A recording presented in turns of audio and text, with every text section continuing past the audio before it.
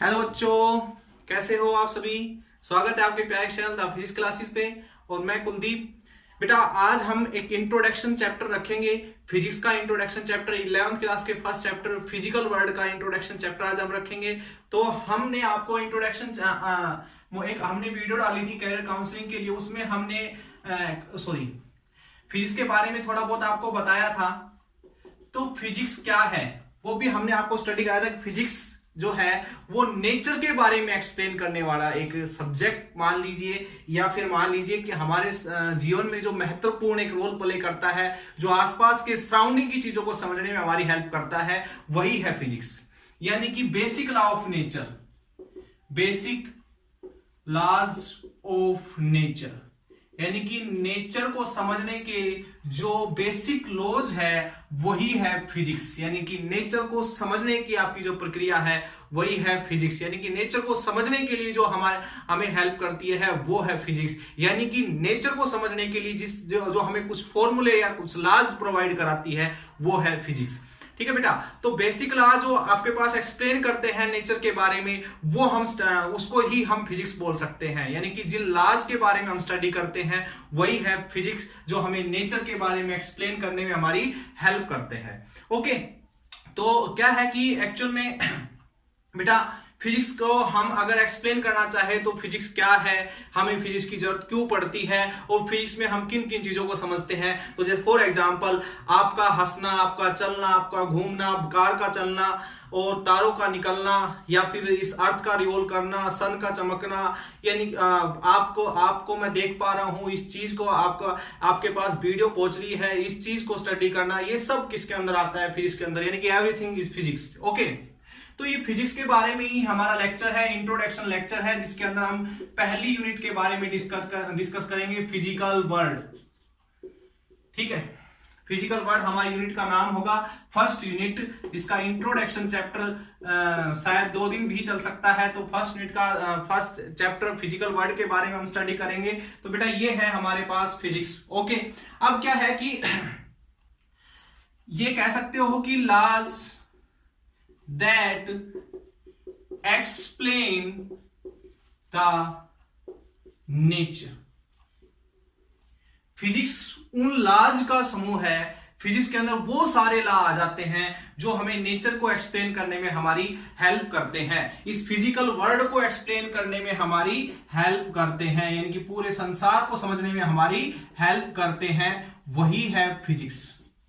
Okay, I think बेटा आपको ये चीज समझ में आई होगी। नॉर्मल सी लैंग्वेज में, अगर आसान सी लैंग्वेज में मैं कहूं तो फिजिक्स इस नेचर को डिफाइन करती है। फिजिक्स के कुछ रूल्स हैं, वो किसके बारे में स्टडी कराते हैं, नेचर के बारे में स्टडी कराते हैं। ओके, अब देखिए फिजिक्स के अंदर बेटा हम जो चीज पढ़ते हैं वो है, फिजिक्स के कुछ 2 प्रिंसिपल है जिसपे हमारी पूरी फिजिक्स बेस्ड होती है।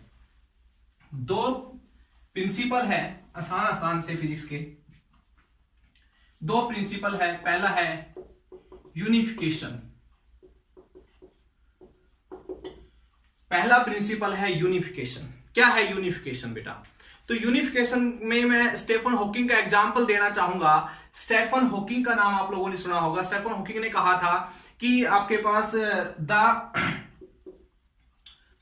एक minute, the theory of everything, the theory of everything के बारे में कहा था। किसने? Stephen Hawking. मैं समझाना चाहूंगा आप लोगों को, ध्यान दीजिएगा। स्टेफन हॉकिंग ने कहा था कि मैं एक ऐसा लॉ देना चाहता हूं जो लॉ बहुत सारे चीजों को एक्सप्लेन कर देगा, यानी कि द थ्योरी ऑफ एवरीथिंग, एक छोटी सी थ्योरी जो सभी के ऊपर एप्लीकेबल होगी। ओके, फॉर एग्जांपल देखिएगा, एप्पल का गिरना, ठीक है, और ये कह सकते हो आप एप्पल का गिरना, मून का घूमना, रिवॉल्व करना अर्थ के चारों तरफ, ठीक है, ये रिवॉल्व अराउंड द अर्थ, ये भी कह सकते हो आप। और तीसरी चीज है पेंडुलम का स्विंग करना। ये सारी चीजें आपने होते हुए देखी होगी। यानी कि एप्पल गिरता है, मून सन के चारों तरफ रिवॉल्व करता है, सॉरी अर्थ के चारों तरफ रिवॉल्व करता है, और जो पेंडुलम होता है वो ऐसे स्विंग करता है। इन सबको एक्सप्लेन किया किसने? ग्रेविटेशन ने। जो न्यूटन ने इसके बारे में हमें बताया था। जब से न्यूटन ने ग्रेविटेशन को के बारे में बताया हमें, तो उसने बहुत सारी और भी चीजें आ जाएगी इसके अंदर। इन 3 चीजों को, यानी कि एप्पल क्यों गिरता है, मून अर्थ के चारों तरफ क्यों रिवॉल्व करता है, पेंडुलम ऐसे ऐसे ही स्विंग क्यों करता है, पेंडुलम उधर गया तो उधर ही क्यों नहीं रह गया, इधर आया तो इधर ही क्यों नहीं रह गया, बीच में ही क्यों नहीं रुका हुआ, हमेशा ये ऐसे ऐसे क्यों आपके पास स्विंग करता रहता है।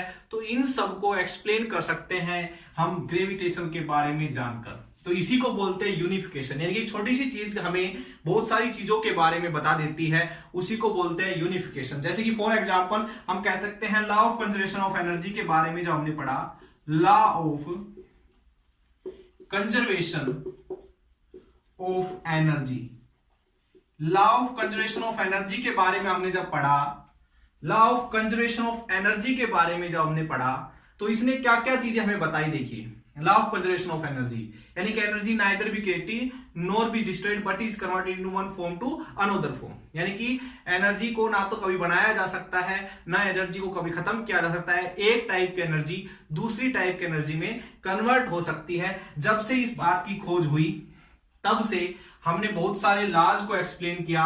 पहला था लेंज लॉ, ठीक है, लेंज लॉ के बारे में बाद आता है हमारा, इसके ऊपर ही डिपेंड है Bernoulli's theorem, Bernoulli's theorem law of conservation of energy के ऊपर ही डिपेंड करता है। और फिर है आपके पास किरचॉफ्स लॉ, किरचॉफ्स लॉ, और भी बहुत सारे लॉज आते हैं हमारे जो law of conservation of energy के ऊपर डिपेंड करते हैं। यानी कि एक छोटा सा लॉ दिया जिस लॉ ने, ये आप समझ नहीं होंगे कि सारी चीजें क्या है। इन सभी चीजों के बारे में बेटा हम एक्सप्लेन करेंगे, डीपली एक्सप्लेन करेंगे। पूरी जब 11th 12th की आप फिजिक्स पढ़ोगे तो उसके अंदर आपको ये सारी चीजें देखने को मिलेगी। इसमें आप लोगों को आज याद, आप थोड़ा बस ये माइंड में रखना है कि फिजिक्स के अंदर हमने जो आज तक चीजें हमारे सराउंडिंग होती आई है, उनको हमने अब समझना है। ओके, तो यही कहा था स्टीफन हॉकिंग ने कि हम एक ऐसा लॉ दें, ठीक है, जो हमें हेल्प करे बहुत सारी चीजें जो हमारे आसपास हो रही है उनको समझने में। तो ग्रेविटेशन का लॉ दिया गया जिससे एक्सप्लेन कर पाए हम बहुत सारी चीजें, जिससे law of conservation of energy का लॉ दिया गया जिससे हम समझ पाए बहुत सारी चीजों को। ऐसे ही फॉर एग्जांपल जैसे कि मैक्सवेल की बात करते हैं हम, किसकी? मैक्सवेल की बात करते हैं। मैक्सवेल की 4 इक्वेशन थी। मैक्सवेल 4 इक्वेशंस के बारे में स्टडी करते हैं। तो मैक्सवेल की 4 इक्वेशन थी। इन चारों इक्वेशन में हमें समझने का मौका मिलता है इलेक्ट्रोस्टैटिक्स के बारे में, इलेक्ट्रोडायनेमिक्स के बारे में। इलेक्ट्रो का मीनिंग होता है बेटा चार्ज, इलेक्ट्रो का मीनिंग होता है चार्ज, चार्ज स्टैटिक्स का मीनिंग होता है रेस्ट। तो चार्ज जब रेस्ट में होता है तो उसके बारे में हमें समझने का मौका मिलता है मैक्सवेल की इक्वेशन से। इलेक्ट्रोडायनेमिक्स, सॉरी यहां पर डायनेमिक्स आएगा, स्टैटिक्स लिख दिया मैंने, सॉरी, इलेक्ट्रोडायनेमिक्स, ठीक है। इलेक्ट्रोडायनेमिक्स में हम चार्ज पार्टिकल जब मोशन में होते हैं, चार्ज पार्टिकल चलते हैं, उसको समझने का मौका मिलता है मैक्सवेल की दूसरी इक्वेशन से। मैक्सवेल की तीसरी इक्वेशन से हमें इलेक्ट्रोमैग्नेटिक इंडक्शन, इलेक्ट्रोमैग्नेटिक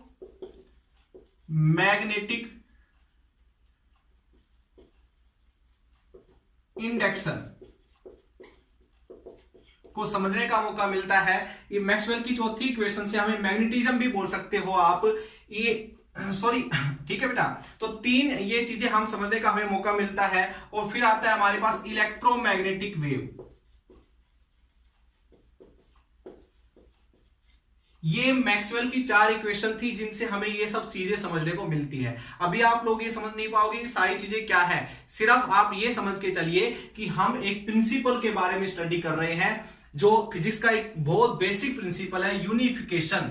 यूनिफिकेशन का मीनिंग ये है बेटा, फिर से मैं एक एग्जांपल से आपको ये बात करके समझाता हूं। जैसे कि मान लीजिए आपने खाना खाया, ये एक छोटी सी प्रक्रिया थी, लेकिन जैसे ही आपने खाना खाया आपके शरीर में एनर्जी आती है और उस एनर्जी से आप बहुत सारे काम कर सकते हो, ठीक है, तो ये खाना खाना एक छोटा सा ला है जिससे बहुत सारे काम और भी किए जा सकते हैं। इसी तरीके से मैं कहता हूं कि एक ग्रेविटेशनल एक ला था, ग्रेविटेशनल जैसे ही ग्रेविटेशन के बारे में लोगों ने जाना उसके बाद सारी चीजों को समझना शुरू कर दिया कि एप्पल क्यों गिर रहा है, ठीक है, आपके पास पेंडुलम क्यों स्विंग कर रहा है, ठीक है, ये सारी चीजें जानने का मौका मिला। ऐसे ही मैक्सवेल ने जब 4 इक्वेशन दी तो इन सभी चीजों के बारे में जानने का मौका मिला। सबसे इंपॉर्टेंट जो है ये लास्ट वाली है, इलेक्ट्रोमैग्नेटिक वेव।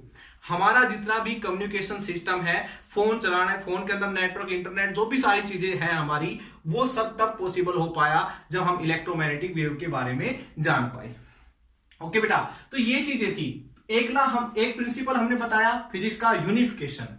दूसरा आता है रिडक्शनिज्म। रिडक्शन भी हम इसको बोल सकते हैं, क्या बोल सकते हैं, रिडक्शन। क्या बोल सकते हैं, रिडक्शनिज्म। ठीक है बेटा, क्या होता है देखिएगा, इसमें देखिएगा क्या है इसके अंदर, मैं आपको समझाता हूं ये चीज। देखिए बेटा, मान लीजिए मैं फॉर एग्जांपल एक गोली आती इधर से, गोली, मान लीजिए एक पत्थर ही आ रहा है, पत्थर, एक लकड़ी का टुकड़ा है, इससे टकराता है। एक पत्थर आया, लकड़ी के टुकड़े से टकराया, लकड़ी का टुकड़ा आगे गया, आगे एक पेंडुलम था, उस पेंडुलम से टकराया, पेंडुलम स्विंग करने लग गया। तो ये अपने आप में 3 केस हो गए अलग अलग। पत्थर का आना, किससे टकराना, लकड़ी के टुकड़े से टकराना, और लकड़ी का टुकड़ा पेंडुलम से जाके टकराएगा, पेंडुलम उसे स्विंग करना स्टार्ट कर देगा। तो ये 3 हिस्से हो गए। आप कहोगे सर ये 3 अलग अलग हिस्से कैसे हुए? कि तो चीजें पत्थर फेंका था, लकड़ी को मुंह कराने के लिए, लकड़ी ताकि उससे पेंडुलम से टकरा जाए, नहीं। जब हम बात करते हैं पत्थर के चलने की, तो यहां पर बेटा मोमेंटम की बात होगी। देखो फिजिक्स के अंदर हम पढ़ते हैं मोमेंटम के बारे में, मोमेंटम के बारे में जानने को, velocity, acceleration, momentum, speed, distance, displacement, ये सब चीजें। तो यहां पर आप पत्थर जब चल रहा है तो एक्सेलरेशन कितना है इसके अंदर, वेलोसिटी कितनी है, इसकी स्पीड कितनी है, डिस्प्लेसमेंट कितना है, मोमेंटम कितना है, ये सब चीजें हम जानेंगे। जब वो पत्थर से टकराएगा तो फिजिक्स की दूसरी ब्रांच शुरू हो जाएगी कि जब ये टकराएगा पत्थर से तो पत्थर अपनी एनर्जी का लॉस करेगा, यानी कोलिजन, इनके बीच में क्या हो रहा है, कोलिजन। तो ये दूसरी ब्रांच हो गई फिजिक्स की। फिर क्या है आपके पास, जब पत्थर जाके उससे टकराएगा पेंडुलम से, पेंडुलम ऊपर जाएगा। तो जब पेंडुलम ऊपर जाता है बेटा, तो ऊपर जाने से हमेशा पोटेंशियल एनर्जी बढ़ती है। क्या बढ़ती है? पोटेंशियल एनर्जी बढ़ती है। तो देखिए एक ही केस के अंदर हमने मोमेंटम, कोलिजन और पोटेंशियल एनर्जी के बारे में स्टडी किया। लेकिन क्या करती है फिजिक्स, इस पूरे केस को 3 हिस्सों में देखो तोड़ रही है। यानी कि मोमेंटम आप पढ़ सकते हो, कोलिजन भी पढ़ सकते हो इस वाले एग्जांपल में, और आप पोटेंशियल एनर्जी के बारे में पढ़ सकते हो। तो रिडक्शनिज्म क्या है कि हम जब कोई भी बहुत बड़ी प्रॉब्लम जब हमारे पास होती है तो उसको छोटे छोटे हिस्सों में तोड़कर उसमें हर तरीके की फिजिक्स लगा सकते हैं, यानी ब्रांच, बहुत सारी ब्रांचेज ऑफ फिजिक्स होती है वो लगा सकते हैं। तो यही है रिडक्शनिज्म। ओके बेटा, आप देखिएगा लास्ट एंड फाइनल टॉपिक हमारा आज के लेक्चर का, scope in physics. Scope in physics, physics के अंदर क्या स्कोप है बेटा? देखिए फिजिक्स के अंदर स्कोप क्या है, ये चीज समझने से पहले मैं आपको एक चीज समझाना चाहूंगा कि स्कोप हमें कब प्राप्त होते हैं। देखिए मैं मान लीजिए आर्मी में जाता हूं, ठीक है, और आर्मी में जाने के बाद सबसे ज्यादा जरूरत किस चीज की पड़ती है? एक फुर्तीला शरीर, और आपके पास बंदूक होगी, उसको चलाने की आपके अंदर हिम्मत, ठीक है। या फिर अदर किसी जॉब में जाते हो तो उस जॉब के लिए, जैसे कि टीचर की जॉब में जाते हो, टीचर की जॉब में जाने के लिए आपके पास एक वेल क्वालिफाइड डिग्री, यानी कि आपके पास एक बहुत अच्छी एजुकेशन की एक डिग्री, एक यूनिवर्सिटी की डिग्री होनी चाहिए, आपके पास बहुत अच्छी नॉलेज होनी चाहिए, ठीक है, तब आप टीचर बन पाओगे, ठीक है। तो स्कोप का मीनिंग यही है, स्कोप ऑफ फिजिक्स, कि आप जब फिजिक्स के बारे में जान जाओगे तो फिजिक्स के अंदर से बहुत सारे स्कोप्स निकल जाते हैं बेटा। अगर आप मॉडर्न फिजिक्स के बारे में जान गए तो आप बेटा, आपके पास माइक्रोस्कोपिक पार्टिकल्स के बारे में रिसर्च भी कर सकते हो, पढ़ा भी सकते हो, बहुत सारे स्कोप्स निकल जाते हैं, ठीक है। तो इसी तरीके से पहले फिजिक्स के बारे में हमें जानना पड़ेगा, और जैसे ही हम फिजिक्स को अच्छी तरह से स्टडी कर लेंगे तब हमारे सामने केस आएगा। वो केस क्या होगा कि हम फिर किस फील्ड में जाएं। देखिए, आप लोग 10th क्लास तक बेटा बहुत सारे सब्जेक्ट्स के बारे में पढ़ते थे, ठीक है। जब 10th क्लास में थे तो बहुत सारे सब्जेक्ट पढ़ते थे, एसएस पढ़ते थे, मैथ पढ़ते थे, हिंदी पढ़ते थे, इंग्लिश पढ़ते थे, साइंस पढ़ते थे, बहुत सारे सब्जेक्ट पढ़ते थे, फिजिकल पढ़ते थे, म्यूजिक पढ़ते थे, ठीक है। अब ये सारे सब्जेक्ट अलग अलग थे। एसएस का मीनिंग आर्ट की तरफ या कॉमर्स की तरफ, साइंस का मीनिंग नॉन मेडिकल या मेडिकल की तरफ, मैथ तो ये मान लीजिए सब में कॉमन हो ही जाता है, ठीक है। हिंदी इंग्लिश लिटरेचर की तरफ चला जाता है। और जैसे कि फॉर एग्जांपल आप चले गए किसकी तरफ, ये मान लीजिए आपका है फिजिकल, तो फिजिकल में आप फिजिकल एजुकेशन यानी कि शारीरिक जो आपकी शिक्षा होती है उसकी तरफ चले जाते हैं। तो आपने 10th क्लास में इतने सारे सब्जेक्ट पढ़े, तो आपका जो सब्जेक्ट बहुत अच्छा था, सुनना मेरी बात, जो सब्जेक्ट आपका में जिसमें ज्यादा आपको इंटरेस्ट आता था पढ़ने में, उस सब्जेक्ट को आपने 11th क्लास में चूज किया। देखिए कैरियर बढ़ गया ना आपका। क्या कैरियर बढ़ा कि जो आपको 10th क्लास में पढ़ने में मजा आता था वही आपका सब्जेक्ट आपके आगे की लाइफ का एक हिस्सा बन जाएगा। आपने साइंस ले ली, ओके। अब साइंस में बहुत सारी सब्जेक्ट है, जैसे केमिस्ट्री, फिजिक्स, मैथ, बायो, ठीक है। तो कोई बच्चा केमिस्ट्री में अच्छा होता है तो वो आगे अपने स्कोप केमिस्ट्री के अंदर सोचने की कोशिश करता है। कोई बच्चा फिजिक्स में अच्छा होता है तो फिजिक्स के अंदर अपने आगे की लाइफ के बारे में सोचता है। मैथ में किसी का इंटरेस्ट ज्यादा हो तो मैथ के बारे में ज्यादा सोचता है, मैथ में अपना कैरियर बनाने की सोचता है। बायो के अंदर ज्यादा आपके पास इंटरेस्ट है तो आप एमबीबीएस करने की या कोई भी आपका स्कोप ढूंढने की उसमें कोशिश करते हैं। ऐसे ही फिर क्या करते हो आप, जैसे ही बेटा +2 के बाद बीएससी करोगे, तो बीएससी मान लीजिए आपने ऑनर्स से की, मैं फॉर एग्जांपल ऑनर्स फिजिक्स से ही आपने की, तो फिजिक्स में भी बहुत सारी ब्रांचेज होती है बेटा, जैसे कि मैकेनिक्स हो गई, ठीक है, थर्मोडायनेमिक्स हो गई, इलेक्ट्रोस्टैटिक्स हो गई, ठीक है, और मॉडर्न फिजिक्स हो गई, क्वांटम फिजिक्स हो गई। तो बहुत सारी फिजिक्स होती है बेटा, ठीक है। बहुत सारी टाइप्स की फिजिक्स पढ़ते हो आप, क्लासिकल फिजिक्स, बहुत सारी फिजिक्स आप पढ़ते हो, ओके। तो उसमें से फिर आप जब ऑनर्स से फिजिक्स में इतने सारे सब्जेक्ट पढ़ते हो, फिजिक्स के ही इतने सारे सब्जेक्ट होते हैं, सुनिए, तो उसके अंदर आपका कैरियर बनेगा। आपने मान लो एक मैकेनिकल फिजिक्स को बहुत अच्छी तरह से इंटरेस्ट लेके पढ़ लिया, तो आगे आप मैकेनिक्स के अंदर बहुत सारी रिसर्च कर सकते हो, डिस्कवरीज कर सकते हो, या फिर बच्चों को पढ़ा सकते हो मैकेनिक्स के बारे में। तो scope is depend on your knowledge. आपकी नॉलेज के ऊपर डिपेंड करते हैं कि आपकी लाइफ के स्कोप किधर जाएंगे, यानी कि आपकी लाइफ में क्या क्या स्कोप है इन सब्जेक्ट्स को लेकर, ओके। तो हम यहीं से बेटा अपनी शुरुआत करते हैं इसकी स्कोप ऑफ फिजिक्स की। तो फिजिक्स को बेटा पहले हम समझ लेते हैं कि फिजिक्स को हम 2 हिस्सों में बांट के चलते हैं हमेशा, मैक्रोस्कोपिक फिजिक्स और माइक्रोस्कोपिक फिजिक्स।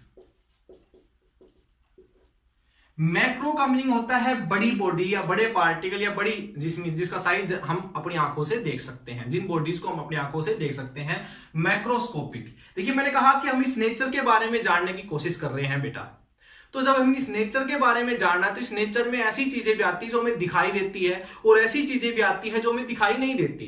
तो इसलिए हमने इस ब्रांच को फिजिक्स को 2 हिस्सों में तोड़ा, माइक्रोस्कोपिक और मैक्रोस्कोपिक।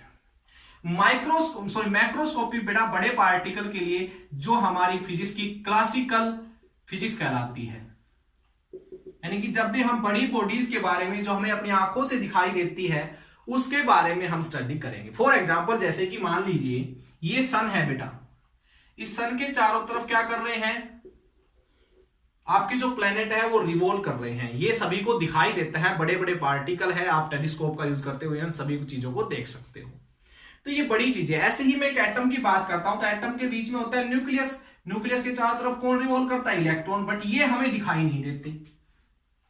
अब ऐसा ही सिस्टम बिल्कुल इसका है और ऐसा ही सिस्टम बिल्कुल नियरली इसका है। ये एटम है, ये हमारे पास प्लेनेटरी सिस्टम है, ठीक है बेटा, प्लेनेटरी सिस्टम है हमारा। तो एटम और प्लेनेटरी सिस्टम दोनों कोई अलग अलग चीज तो है नहीं, सेम टू सेम है सब कुछ दिखने में, पर क्या है, इनको हम अपनी आंखों से नहीं देख पाते, इसलिए हम इनको कौन सी फिजिक्स में एंटर करवाते हैं, माइक्रोस्कोपिक फिजिक्स में, और इन सबको हम देख पाते हैं इसको, इसलिए हम मैक्रोस्कोपिक फिजिक्स में इसका एंट्री करवाते हैं, और क्लासिकल फिजिक्स को हम यहां से इसका नाम दिया गया है। माइक्रोस्कोपिक पार्टिकल्स के बारे में स्टडी करना क्लासिकल फिजिक्स के अंदर हम स्टडी करते हैं, ठीक है। माइक्रो बड़े पार्टिकल के बारे में स्टडी करना हम किस में स्टडी करते हैं, क्लासिकल फिजिक्स के बारे में स्टडी करते हैं। और क्लासिकल फिजिक्स को भी बेटा फर्दर ब्रांचेस में तोड़ा गया है। मैकेनिक्स के बाद आता है बेटा थर्मोडायनेमिक्स।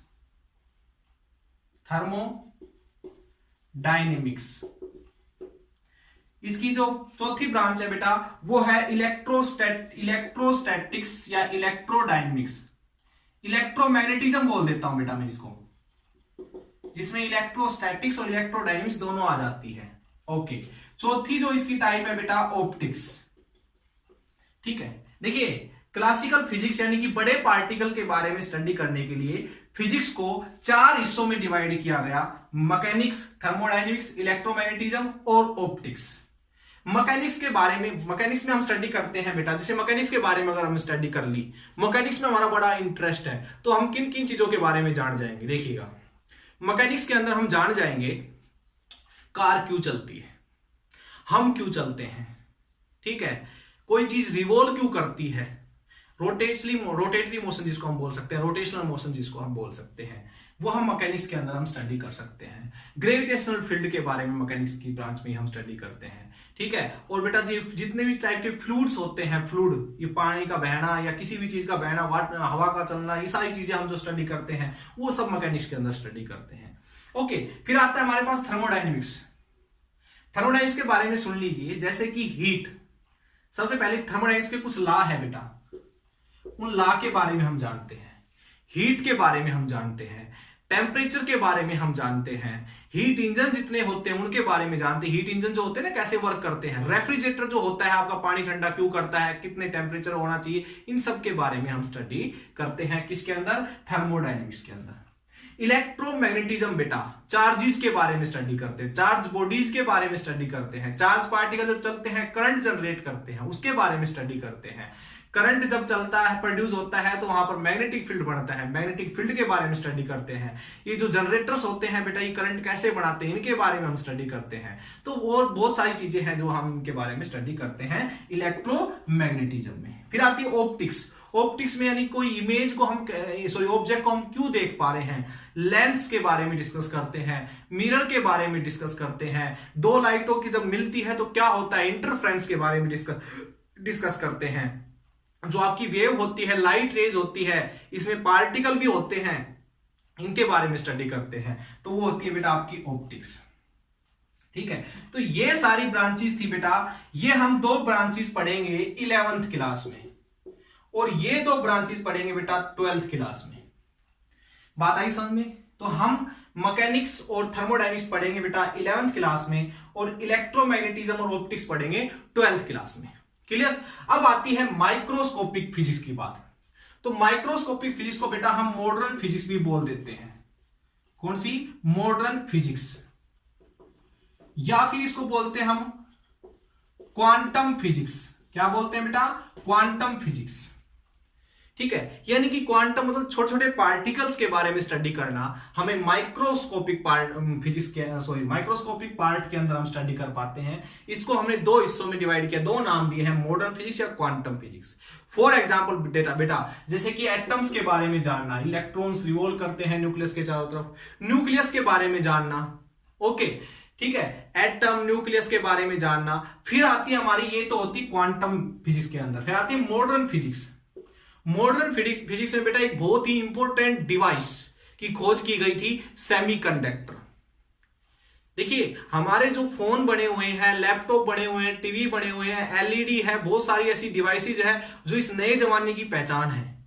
ये सारी चीजें तब बन पाई जब हमने एक सेमीकंडक्टर नाम की खोज की, सेमीकंडक्टर मेटेरियल की खोज की बेटा हमने। ये सब सारी चीजें सेमीकंडक्टर से के बाद ही पॉसिबल हो पाई। तो मॉडर्न फिजिक्स में हमने सेमीकंडक्टर की खोज की, सेमीकंडक्टर के बारे में बेटा हमने स्टडी किया, उसके बाद हमने बहुत सारी चीजों के बारे में स्टडी किया, ठीक है। तो ये है हमारे पास एक स्कोप। आप देखिए कि आपको इनमें से किस चीज को पढ़ने में ज्यादा मजा आता है। अगर आपने सेमीकंडक्टर्स के बारे में अच्छी तरह समझ लिया, पढ़ लिया, तो आप एक मॉडर्न यानी फिजिक्स की तरफ चले जाएंगे। आप बहुत सारी उम्दा खोज कर सकते हो। मैकेनिक्स के बारे में समझ लिया तो आप इस दुनिया के बहुत सारे रहस्य को सुलझा सकते हो। वो आपके इंटरेस्ट पे डिपेंड करता है। क्लियर बेटा? तो आज का लेक्चर इतना ही होगा। नए लेक्चर में हम इसी का इंट्रोडक्शन आगे करेंगे। ओके, जब तक के लिए all the best and thank you.